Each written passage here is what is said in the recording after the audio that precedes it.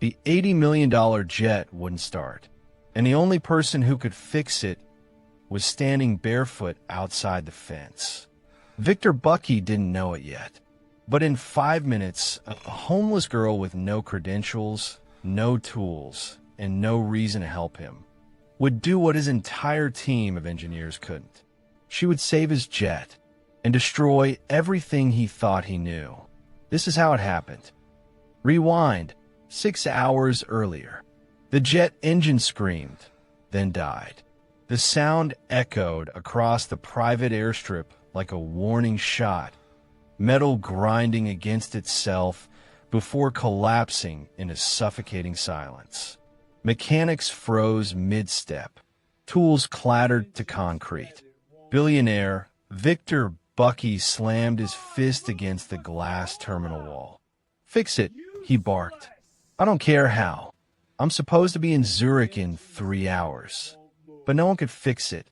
Not the senior engineer who'd worked on aircraft for 30 years. Not the Airbus consultants flown in for France. Not the Rolls-Royce technicians on emergency standby. The jet sat silent, mocking them. And across the fence, someone was watching. She stood barefoot on cracked pavement, holding a plastic bag with everything she owned inside it.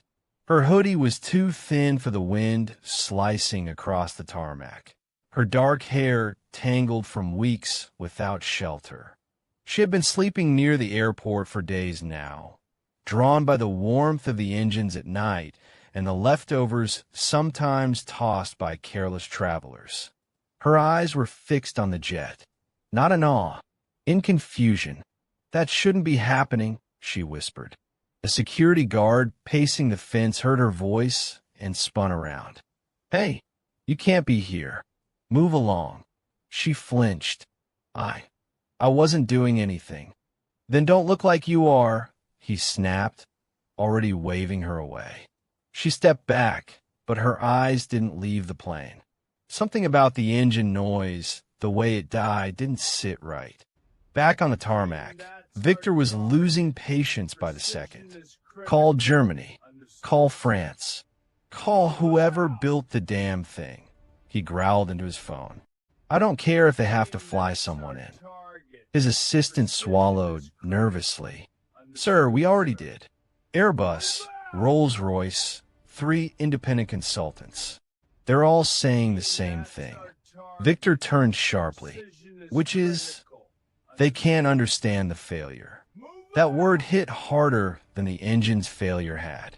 Victor Bucky didn't hear can't. He heard won't. "Unacceptable," he said coldly. "If this jet doesn't fly, people lose jobs. Do you understand that?" The mechanics exchanged glances. They understood something else. They were out of answers. Another failed ignition test followed. Another dead engine. Another rising plume of smoke. Victor threw his jacket onto the ground. "This jet is worth $80 million, he said, voice tight with fury. "And you're telling me no one here can fix it?" No one answered, because the truth was simple and humiliating. They couldn't. A soft voice drifted through the fence again. "It's not the engine." Everyone turned. The girl stood there, fingers gripping the wire, eyes locked on the jet. Victor stared at her like she was a mirage. "What did you just say?" The security guard scoffed. "Ignore her. She's been hanging around here for days." She swallowed, heart racing, but spoke anyway. "The engine is responding exactly like it should. The problem is upstream." One mechanic frowned. "Upstream of what?" She hesitated. "The airflow modulation. It's compensating for a pressure imbalance that shouldn't exist unless." Victor stepped closer to the fence. "Unless what?" She took a breath. "Unless the problem isn't mechanical. It's software." Laughter broke out. Actual laughter. A technician shook his head. "Kid, that jet runs on triple redundant systems. You don't just guess software failures." She stiffened. "I'm not guessing." Victor studied her now, really studied her. bare feet, torn sleeves, dirt-smudged face. A homeless girl. You expect me to believe, he said slowly, that you know more than every engineer I've hired. She met his gaze, fear flickering but not retreating. No, she said quietly. I expect you to believe your jet doesn't care who fixes it. The air shifted. Something about her certainty unsettled him. He exhaled sharply. What's your name? She hesitated. Lina. The security guard scoffed again. Sir, this is a waste of... Victor raised a hand. Lina, he said, if you're wrong, you leave. Immediately. She nodded. And if you're right? Victor paused, then said, then you tell me how you knew. She stepped closer to the fence. If you permit, she said softly, I will fix it. The engine loomed behind Victor, silent and massive. And for the first time that day, he wasn't sure who was in control anymore. Victor Bucky didn't answer immediately. The wind rolled across the airstrip, carrying the smell of fuel and rain. The Gulf Stream loomed behind him, silent and defiant, its black and gold body reflecting the confusion of everyone standing there. A billionaire, a broken jet, and a barefoot girl asking for permission. Sir, the senior engineer said tightly, stepping closer, this is reckless. We can't let an unauthorized civilian anywhere near. Victor didn't take his eyes off Lina. Everyone here has already failed me, he said calmly. So, forgive me if I'm open to unconventional solutions. The engineer stiffened. You're seriously considering this? Victor turned slowly. I'm considering the fact that my jet is grounded, my schedule is collapsing, and none of you can tell me why. Silence followed. Victor faced the fence again. You said the issue is software, he said. Explain. Lina's fingers loosened slightly on the wire. The engine control system is getting a false pressure differential reading, she said. It thinks there's an airflow obstruction, so it keeps aborting ignition to protect itself. One technician folded his arms. That sensor array is isolated. There's no way. There is, Lina interrupted, surprising herself. She swallowed. If the adaptive learning module updated incorrectly, it can happen after a power surge. The engineers exchanged uneasy looks. Victor caught it. You didn't deny it, he said quietly.